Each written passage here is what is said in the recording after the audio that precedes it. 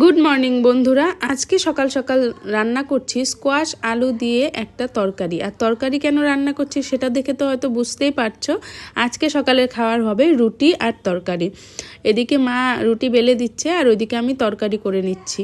আজকে অনেক দিন পরে কিন্তু রুটি তরকারি হলো, আর এই তরকারিটা খেতে আমার ভালোই লাগে রুটি দিয়ে। তো চলো এবার সকালের খাওয়া দাওয়া করে নিই। মিস্টার সাহা আর বাবা সকালে খাওয়া দাওয়া করে চলে গেছে, এবার আমি আর মা রুটি খেয়ে নিচ্ছি। আজকে তো রাস পূর্ণিমা, কিন্তু আমাদের বাড়িতে তো এবার রাস পূর্ণিমারও ভোগ হবে না, কারণ আমি তো বললামই আমাদের বংশে একজনের বেবি হয়েছে, তাই আমাদের তো ওষুধ চলছে, আমরা পুজো টুজো করতে পারছি না। কিন্তু তারপর আমি চলে গেলাম বরপেটা টাউন আমার বাবার বাড়ি। আসলে মা বাবার বাড়িতে ভোগ নিবেদন করবে গোপালকে, তাই মাকে বলেছিলাম একটু শ্যুট করে আমাকে পাঠাতে। জানি না মা কার দ্বারা শ্যুট করিয়েছে, কিন্তু যা অবস্থা ভিডিওর, যা কাপ্পা ভিডিও, তবুও আমি একটু এডিটিং করে তোমাদের সঙ্গে শেয়ার করলাম। মা আর মার সঙ্গে থাকে সাবিত্রীদি, দুজনেই উপোস ছিল, আর মা রান্না করছে, সাবিত্রীদি সব কিছু জোগাড় করে দিয়েছে। এটা হচ্ছে আমার বাবার বাড়ির ঠাকুরের রান্না টান্না করার নিরামিষ ঘর। তবে এখানে কিন্তু শেল্ফ করা আছে, কিন্তু মা দাঁড়িয়ে রান্না করার থেকে নিচে গ্যাস ওভেন রেখে সেখানে রান্না করতে বেশি কমফোর্টেবল, তাই নিচে গ্যাস ওভেন লাগিয়ে তারপর রান্না বান্না করছে, তারপর ভোগ নিবেদন করছে। এই যে দেখতেই পাচ্ছ, একটু শ্যুট করে দিয়েছে।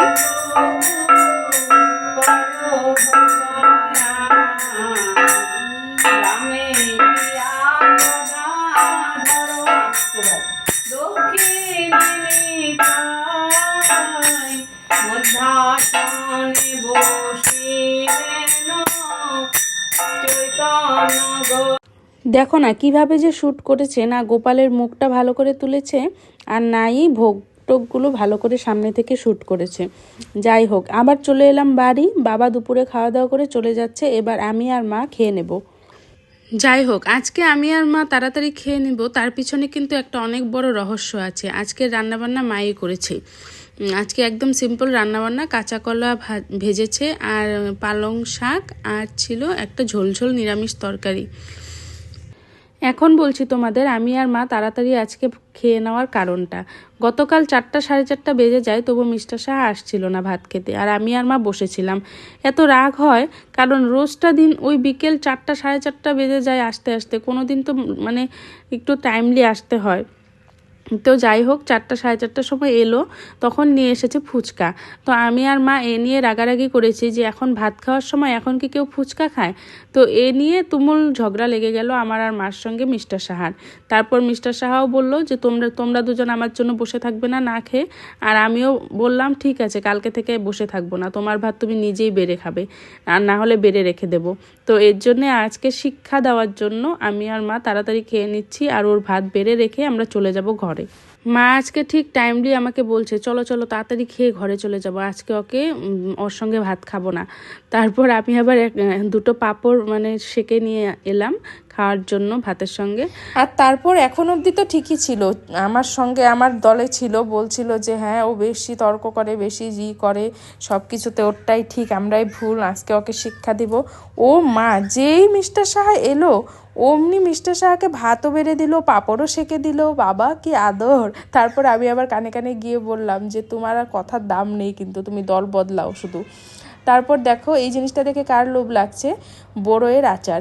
এই বড়ইয়ের আচার যে এইভাবে কাঁচাটা মেখে এইভাবে যে ফ্রিজে স্টোর করে 1 বছর খাওয়া যায়, সেটা কিন্তু আমি বিয়ের আগে কোনো দিন জানতাম না। আমি বিয়ের পর এখানে এসেই এরকম দেখেছি, আমার শাশুড়ি মা না লেবু পাতা গুড় দিয়ে কাঁচা বড়ইটা এইভাবে মেখে রৌদ্রতে শুকিয়ে কন্টেনারে ভরে ফ্রিজে রেখে দেয়। এটা কিন্তু 1 বছর আগের বড়ইয়ের আচার। তারপর সেটা একটু খেয়ে নিলাম ভাত খাওয়ার পর। তারপর বিকেলে এসে গেছে আমার বাবার বাড়ির থেকে আমাদের জন্য প্রসাদ।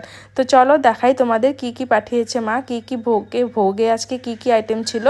লাবড়া, চাটনি, পোলাও ছিল, লুচি, তারপর খিচুড়ি, ভাজা টাজা। তারপর এই কন্টেনারটাই ছিল মটরশুঁটি, ফুলকপি, আলু, পনির দিয়ে তরকারি, কিন্তু সেই তরকারির ঝোলটা সম্পূর্ণই প্যাকেটে পড়ে গেছে। যাই হোক, কিন্তু এই তরকারিটা না দারুণ হয়েছিল। তারপর পায়েস আর মিষ্টি ছিল। তারপর সন্ধেবেলায় হঠাৎ এলো আমাদের পুরনো বাড়ির থেকে আবার বড় যা এসেছে 2 ছেলে নিয়ে। এই পুচকুটার কালকে বার্থডে, তো আমাদের বার্থডের নিমন্ত্রণ করতে এসেছে দিদিভাই। তারপর এসেছে গুনগুন আর সোমা, ওরাও প্রসাদ খেলো একটু একটু। আর গুনগুন না প্রত্যেক ফ্রাইডে স্যাটারডে সানডে আমাদের পাড়ার সামনেই মানে ওর ডান্স স্কুল, ডান্স একাডেমি, তো সেখানে ডান্স শিখতে আসে আর তারপর মামার বাড়ি একটু ঘুরে যায়। মানিকপল ডান্স একাডেমিতে ও ডান্স শিখে। তারপর মা যা প্রসাদ দিয়েছিল সেই প্রসাদ দিয়ে আমাদের সবার রাত্রে খাওয়ার হয়ে গেল।